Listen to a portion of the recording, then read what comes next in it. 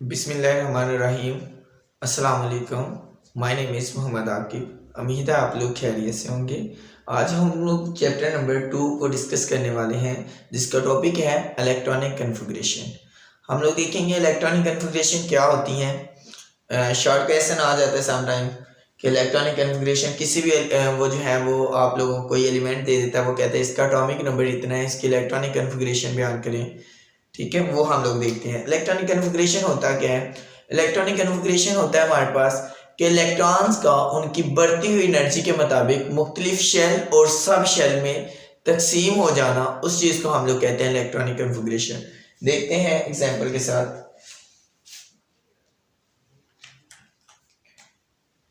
Nucleus, first shell, second, third, fourth.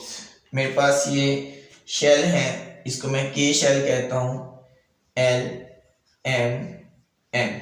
ये मेरे पास shell है। मेरे पास एक इलेक्ट्रॉन यहाँ पे गर्दिश कर रहा है। अब ये इलेक्ट्रॉन है, ऐसे मुझे नहीं पता इसने एन में जाना है, एम में जाना है, एन में जाना है या के शेल में जाना है।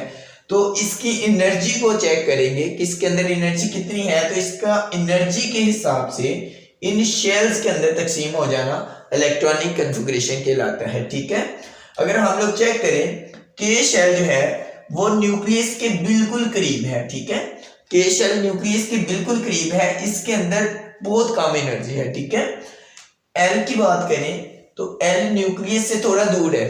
ठीक है, के से, यानी के की निस्बत एल के अंदर एनर्जी ज्यादा है। ठीक है, और अगर एम की बात करूं तो एम के अंदर के और एल की निस्बत एनर्जी ज्यादा है। अगर मैं एन की बात करूं तो एन के अंदर इन तीनों की निस्बत जो है वो एनर्जी ज्यादा है। ठीक है, लेट किया सपोज दैट मेरे पास के शेल के अंदर, मैं कहता हूं जी के शेल के अंदर 0 से लेके 50 तक जो है वो 50 तक किलो जूल पर मोल एनर्जी जो है इस के शेल के अंदर इलेक्ट्रॉन आ सकते हैं। ठीक है, जिनकी इतनी एनर्जी होगी 0 से लेके 50 तक। आगे एल की बात करूं तो मैं बोलता हूं कि 51 से लेके 100 तक, मैं इधर बोल देता हूं 100 तक जो है इसके किलो जूल पर मोल एनर्जी के हिसाब से वो इलेक्ट्रॉन इस एल वाले में आएंगे। अगर मैं एम की बात करता हूं तो ये 101 से शुरू होके मैं कहता हूं 150 तक जो है इसके अंदर एनर्जी वाले इलेक्ट्रॉन समा सकते हैं। और यहाँ पे एन की बात करूं तो 151 से लेके 200 तक जो है ये मेरे पास इतने इलेक्ट्रॉन आ सकते हैं। अब मेरे पास ये इलेक्ट्रॉन था, फर्ज किया इसकी जो एनर्जी है, मैं कहता हूं भाई इसकी एनर्जी जो है वो 451 किलो जूल पर मोल एनर्जी है। ठीक है, अब मुझे इस इलेक्ट्रॉन की ये जो एनर्जी है ये बताएगी ये कौन से शेल में जाएगा। तो ये वाला जो इलेक्ट्रॉन है, सॉरी मैं यहाँ पे लिख देता हूं, ये ज्यादा हो गई है, मैं यहाँ पे लिख देता हूं 151 लिख दिया मैंने। फॉर एग्जांपल मेरे पास ये 151 किलो जूल पर मोल इसकी एनर्जी है। 151 कौन सी शेल में आएगा? देखें ये 50 तक है, इसमें भी नहीं आएगा। एल की बात करूं तो वो 51 से शुरू हो रहा है 100 तक, इसमें भी नहीं आएगा। यहाँ पे मैं तीसरे एम वाले शेल की बात करूं, ये 101 से लेके 150 तक आ रहा है, इसमें भी ये इलेक्ट्रॉन नहीं आएगा। एन की बात करूं तो इसमें 151 से शुरू हो रही है 200 तक, यानी कि इलेक्ट्रॉन जिसकी जो भी एनर्जी होगी वो यहाँ पे, तो मुझे पता चलेगा ये इलेक्ट्रॉन जो है वो एन शेल में जो है वो आ जाएगा। ठीक है, अगर यहाँ पे एनर्जी मैं कर दूं भाई, यहाँ पे एनर्जी मेरे पास होती है, मैं यहाँ पे कर दूं 163 कर दूं। ठीक है, 163 तक हमने देखना है वो कौन से शेल में है, वो भी के में पढ़ रहा है। अगर मेरे पास ओनली 63 हो इसकी एनर्जी तो 63 कौन सी शेल में आएगा? देखिए वो एन में आएगा, एल में ये रहा, इसके अंदर ये इलेक्ट्रॉन आ जाएगा। ठीक है, इन इलेक्ट्रॉन्स का मुख्तलिफ शेल और सब शेल में तकसीम हो जाना किसकी वजह से? उनकी बढ़ती हुई एनर्जी की वजह से इनका तकसीम हो जाना, यानी कि बढ़ती हुई एनर्जी के मुताबिक मुख्तलिफ शेल्स में तकसीम हो जाना या सब शेल के अंदर चले जाना, उस चीज को हम लोग कहते हैं इलेक्ट्रॉनिक कन्फिग्रेशन। ठीक है, दूसरी बात हमारे पास शेल और सब शेल की बात करूं, मुझे क्वेश्चन आते हैं भाई शेल कितने हैं उनके नाम लिखें, सब शेल कितने हैं उनके नाम लिखें। तो कि मैं यहाँ पे लिखूंगा सब शेल। तो सब शेल होते हैं जी मेरे पास S, P, D and F. ठीक है, अगर मैं यहाँ पे लिखूं शेल कितने हैं मेरे पास, तो शेल मेरे पास होंगे के एल एम एन। ठीक है, ये मेरे पास होंगे शेल। ठीक है, शेल भी होंगे, सब शेल भी होंगे। फिर उसके बाद दूसरा सवाल आपका आता है कि के शेल में कितने इलेक्ट्रॉन समा सकते हैं, एल में कितने समा सकते हैं, एम के अंदर कितने आते हैं, एन के अंदर कितने आते हैं। या सब शेल की बात करें तो ऐसे सब शेल में कितने इलेक्ट्रॉन होते हैं, पी में कितने होते हैं, डी में कितने होते हैं, एफ में कितने होते हैं। तो ये हम लोग देखते हैं कितने कितने इलेक्ट्रॉन होते हैं। ठीक है, तो ऐसे सब शेल जो होता है उसके अंदर 2 इलेक्ट्रॉन होते हैं। ठीक है, पी सब शेल के अंदर 6 होते हैं, डी सब शेल के अंदर 10 होते हैं और एफ सब शेल के अंदर 14 इलेक्ट्रॉन्स होते हैं। ठीक है, दूसरी बात मैं करूं कि यहाँ पे जो शेल थे के अंदर कितने होते हैं, तो एल के अंदर कितने होते हैं, एम के अंदर कितने होते हैं। हम लोग ने इसको निकालने के लिए, अगर आपको वो मेथड नहीं आता तो मैं आपको एक मेथड बताता हूँ, उस तरह से हम लोग के एल एम और एन के इलेक्ट्रॉन्स निकाल सकते हैं। ठीक है, हमारे पास एक फार्मूला होता है, हम लोग लिखते हैं 2n का स्क्वायर। ठीक है, सब में यही फार्मूला लिखते हैं 2n का स्क्वायर, 2n का स्क्वायर, 2n का स्क्वायर। देखिए लेट किया मैंने, n जो है वो हमारे पास नंबर होते हैं, मैं बोलता हूँ 1 2 3 4 सो ऑन, जितने भी हों, जितने भी हमारे पास शेल बनते जाए। ठीक है, अब ये मेरे पास नंबर हुए।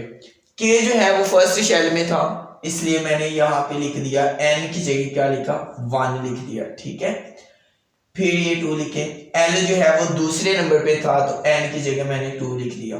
ठीक है, m की बात करूं तो ये 2 वैसे ही, और n जो है ये m तीसरे नंबर पे शेल था, यहाँ पे 3 लिख दिया, ये ऊपर पावर वैसे की वैसे आ गई, ये 2 वैसे ही लिखे।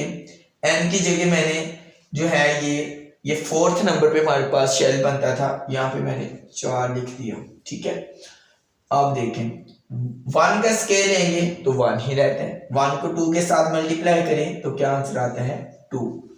यानी मुझे पता चला कि के शेल के अंदर कितने इलेक्ट्रॉन्स आ सकते हैं, 2 इलेक्ट्रॉन होते हैं। ठीक है, दूसरी बात एल की बात करें, 2 2 बार कितना होता है 4, 4 को 2 के साथ ज़रब करें क्या आंसर आता है 8।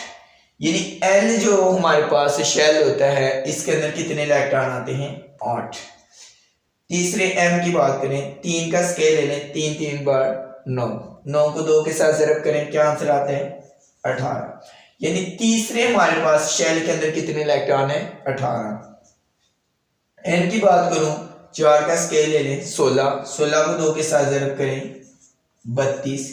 यानी हमारे पास जो एन शेल है उसके अंदर कितने इलेक्ट्रॉन हैं 32 होते हैं। ठीक है, ये हमारे पास आगे के शेल के अंदर कितने इलेक्ट्रॉन है, एल के अंदर कितने हैं, एम के अंदर कितने हैं और एन के अंदर कितने हैं। ठीक है, इसका दूसरा ट्रिक हम लोग ये पढ़ते हैं, हमारे पास होते हैं ये देखिए के जो होता है ना उसमें सिर्फ एक सब शेल होता है और उसका नाम है एस। ठीक है, एस के अंदर कितने इलेक्ट्रॉन हैं 2, तो फिर एस की कीमत क्या है 2, यानी के अंदर फिर कितने इलेक्ट्रॉन होंगे 2 होंगे। दूसरी बात एल की बात करूं, एल जो है उसके अंदर 2 सब शेल होते हैं, एक तो एस होता है, दूसरा हमारे पास होता है पी। ठीक है, इन दोनों को हम लोग ऐड कर लेते हैं। ठीक है, इनके जो इलेक्ट्रॉन उनको क्या करते हैं ऐड कर लेते हैं। एस में कितने इलेक्ट्रॉन थे 2, पी के अंदर कितने थे 6, तो कितने हो गए टोटल 8। यानी मेरे पास एल का आंसर क्या आ गया, एल के अंदर कितने इलेक्ट्रॉन है, नंबर ऑफ इलेक्ट्रॉन्स 8। अगर मैं यहां पे एम की बात करूं तो एम के अंदर 3 सब शेल होते हैं, एस पी डी। ठीक है, तो एस के अंदर कितने इलेक्ट्रॉन है 2, पी में 6, डी में 10, तो कितने हो गए टोटल 18 हो गए ना। फिर आगे इसकी बात करो जो हमारे पास 4th नंबर पे है एन, तो इसमें s P D and f 4 सब शेल होते हैं एन के अंदर। ठीक है, चारों की वैल्यूज को प्लस कर दें। 2 इलेक्ट्रॉन s के अंदर होते हैं, p के अंदर होते हैं 6, d के अंदर होते हैं 10, f के अंदर होते हैं 14। सबको प्लस कर दें। हमारे पास 14 को 10 के अंदर प्लस करें, 24 हो गए, 24 और 6 30, 30 और 2 32। यानी मेरे पास फिर भी देखें उतना ही आंसर आता है जितना इस तरह से आता है। आप चाहें ये वाला मेथड यूज कर लें, आपको इनकी वैल्यूज तैयार हो जाएगी, आपको याद हो जाएगी। चाहें तो आप ये मेथड से इस तरह से आप लोग कर सकते हैं, ठीक है।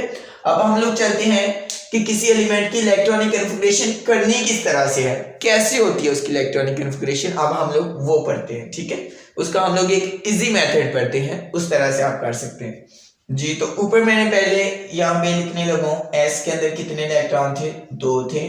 पी के अंदर कितने थे, 6, ठीक है। ये मैंने इधर हेडिंग दे देता हूं मैं इधर, ताकि हमें याद रहे।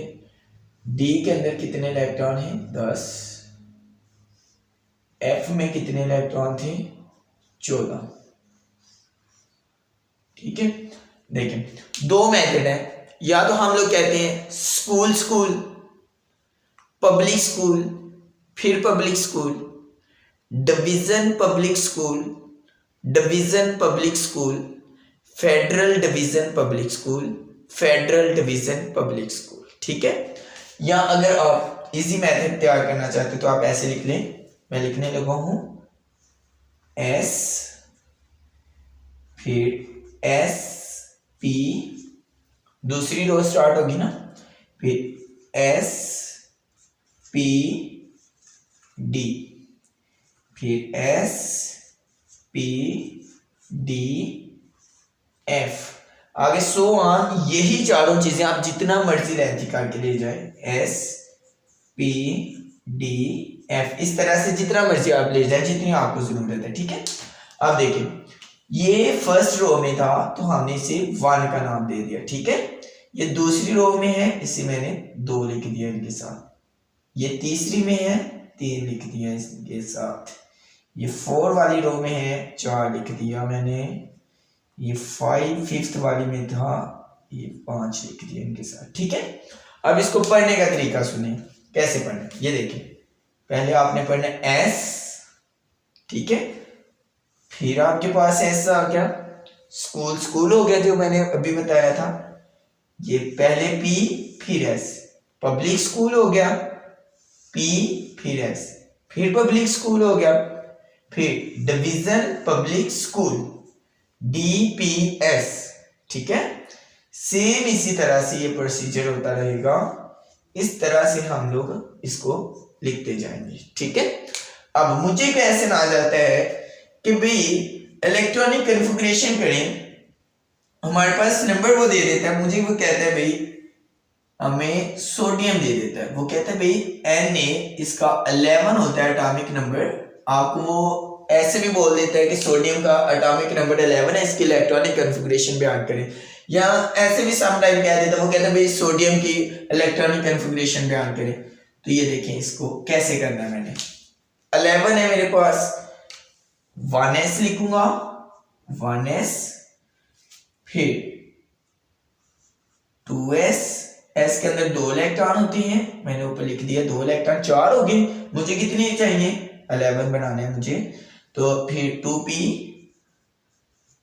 p के अंदर होती है 6, 2p के बाद आता है 3s, 3s, s के अंदर कितने हैं, 2। मेरे पास कितने हो गए, 2 4 6 10, 10 और 2 12। मुझे कितने चाहिए थे, 11। मेरे पास तो ज्यादा हो गए हैं। अब मैं क्या करता हूं, इसको लिखते हैं 1s की 2, इसको भी लिख दें 2s की 2, 2p की 6, 3s की 1। देखो यहाँ पे 2 थे, मैंने 1 कर दिया क्योंकि मुझे 1 की जरूरत थी। तो फिर मैंने इसके लिए ऐसे बॉर्डर बना देने ताकि उसको पता हो कि इसने यहां से इलेक्ट्रॉन को निकाला हुआ है, ठीक है। अब ये मेरे पास जो इसकी इलेक्ट्रॉनिक कन्फिगरेशन हुई है, ये मेरे पास आ गई सोडियम का आंसर। वो मुझे बोलता है कि इसकी इलेक्ट्रॉनिक कन्फिगरेशन करें तो इस तरह से करनी है आपकी इलेक्ट्रॉनिक कन्फिगरेशन, ठीक है। एक और एग्जांपल मैं यहाँ पे लिख देता हूँ, एग्जांपल लिख देते हैं जी, क्लोरीन की लिख देते हैं, ठीक है। क्लोरीन का एटॉमिक नंबर होता है 17। तो क्लोरीन के लिख देते हैं 1s 2 इलेक्ट्रॉन, फिर 2s कितने हैं यहाँ पे 2, फिर 2p, p के अंदर होते हैं 6, फिर 3s, s के अंदर होते हैं 2, फिर 3p 6, कितने हो गए मेरे पास 2 2 4 6, 4 और 6 10, 10 और 2 12, 12 और 6 18, मेरे पास ज्यादा हो गए हैं, इसके 17 चाहिए थे, मेरे पास 18 हो गए हैं। अब क्या करने हैं, अब दोबारा से उसी तरह से आप लोग करें 1s की 2, 2s की 2, 2p की 6, 3s की 2, 3p की 5, कितने हो गए आप देखें 4 और 6 10, 10 और 2 12, 12 और 5 17, मुझे कितने चाहिए थे 17।